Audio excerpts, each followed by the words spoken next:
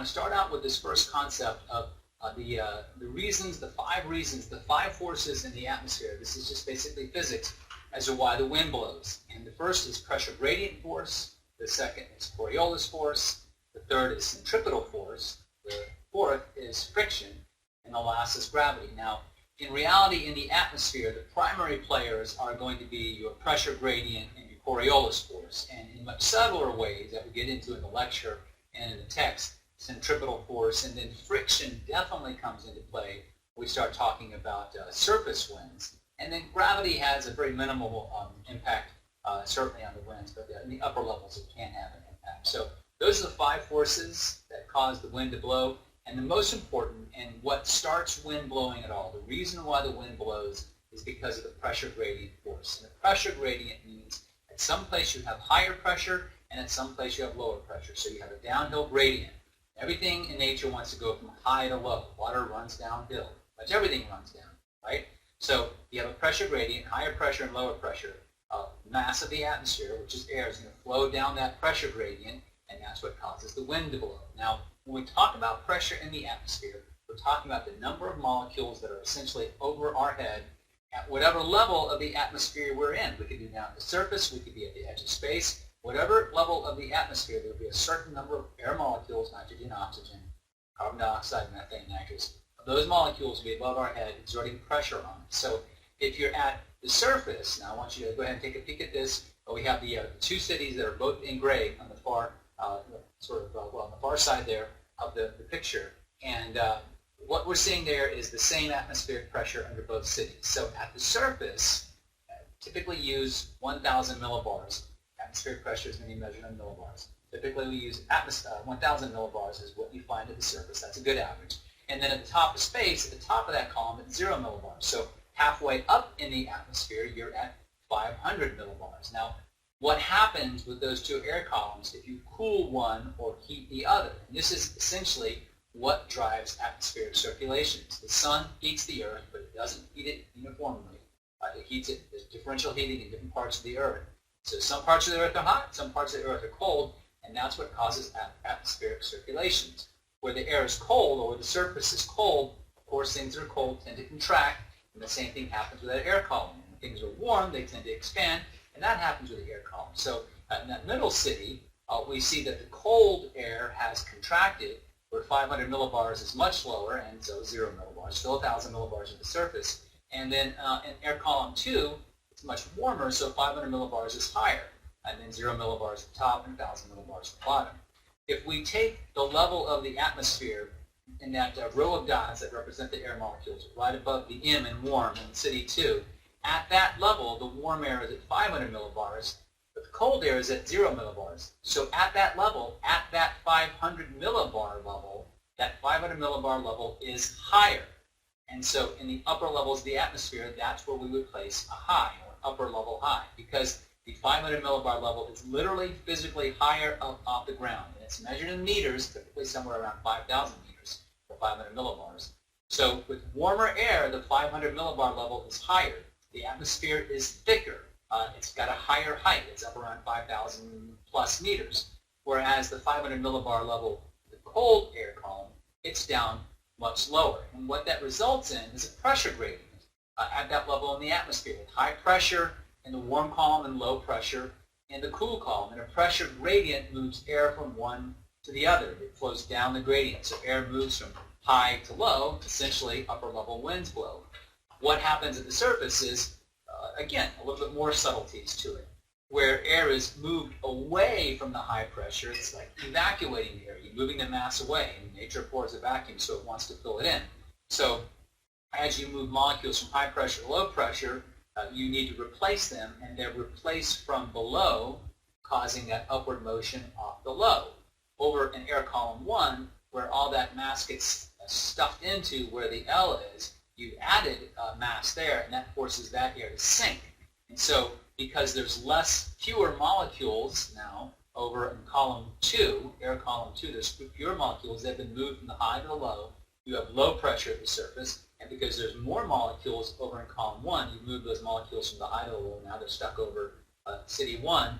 That pressure is higher at the surface. So The warm air and the cold air creating that high pressure and low pressure in the upper levels also creates high pressure and low pressure in the low levels at the surface. And again, the wind blows from high to low at the surface. And so a complete convection zone is created. So essentially, the wind blows because of temperature differences. And temperature differences create pressure differences, and pressure differences create a pressure gradient, causing that wind to blow.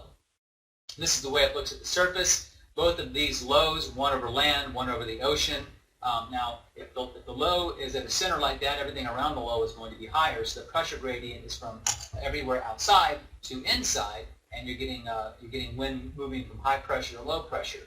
And where the gradient is the greatest, in the picture to the left, along that green line where there's the least difference between the biggest difference in pressure, that's where the winds are going to blow the fastest. And then you also see the winds are blowing in the 10, 15, 20, even 40 knot range over land, but those winds tend to be higher in the 50 to 60, 65, 70 knot range over water. And that is that question of friction. Over land, the wind has the force of friction, the frictional contact with the land, the buildings, the trees, the mountains. Over water, it being a flat surface, there's much less friction, and your winds can blow faster. All right, what does this look like in the upper levels? This is our upper level chart. If you look at the very bottom corner, it says 500 millibars. So this chart is showing us where 500 millibars is in the upper levels. And again, where the air is warm, 500 millibars is going to be higher. Where the air is cool, 500 millibars is going to be lower. If you look at the lines, they are lines of equal height. And so look at the Yucatan Peninsula. We've got a little high pressure there. It's the Yucatan, it's the Gulf of Mexico, the Yucatan Channel north of Cuba. It's going to be warm air, right? And so that is a thicker atmosphere. It is going to, 500 millibar level is going to be higher. And in that case, it's telling us the 500 millibar level is at 5,880 meters. Go way up into Canada, where it is cold over the Hudson Bay, that 500 millibar level is going to be lower because the air is colder. And you can see with that line, that is at 5,580 meters. So we've got less than a 300 meter difference, but there is a difference. And so there's high pressure to the south, and then there's low pressure to the north. And so the air wants to flow down the pressure gradient, so it moves from high to low, so it moves from the south to the north. But the Coriolis effect, and again, that go into great detail on the Coriolis effect in your book and your lecture. Coriolis effect, that apparent force that turns free-flowing objects in the atmosphere to the right, that Coriolis effect deflects the winds to the right. So the wind wants to go from the high pressure of the Gulf, low pressure over Canada, but it's deflected to the right, and it essentially flows parallel to those contour lines. And where the contours are tightly packed together, meaning a greater difference in pressure over a shorter distance, like off the Pacific Northwest, you have a low over Oregon, a high offshore of California. It's a nice tight pressure gradient. The high moves, the air I should say, moves from the high to the low, so it's moving toward the low over Oregon. Coriolis deflects it to the right, so you can see it's moving basically north to south, and that's where you have the highest winds, because you have the tightest pressure gradient. So gradients and contour lines, the tighter the gradient, the faster the wind. And in the upper levels, those north to south winds, those are referred to as meridional, and over the eastern part of the country where they're more west to east, those are known as zonal winds. And the height contours, that's what we're seeing, height contours showing the height of the 500 millibar level.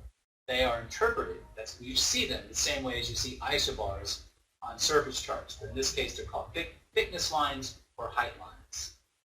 All right, so we talked about the friction and the frictional force at the surface.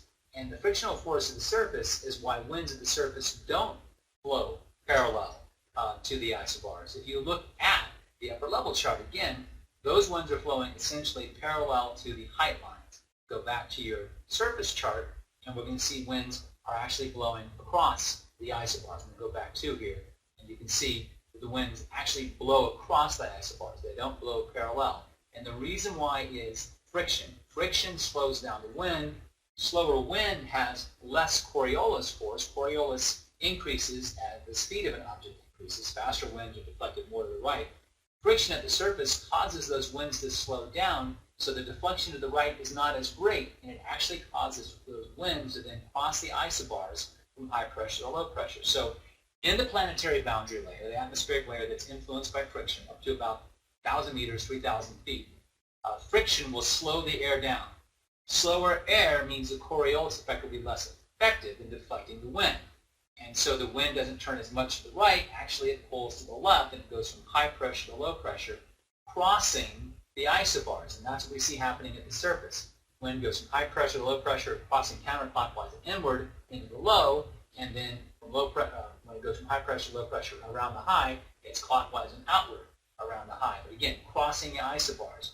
Whereas in the upper levels, the winds aloft, they're going to flow essentially parallel to the height contours and move through those height contours. So that's how we get upper level winds and how we get surface winds. And again, this is all detailed greatly both in your text and in your lecture.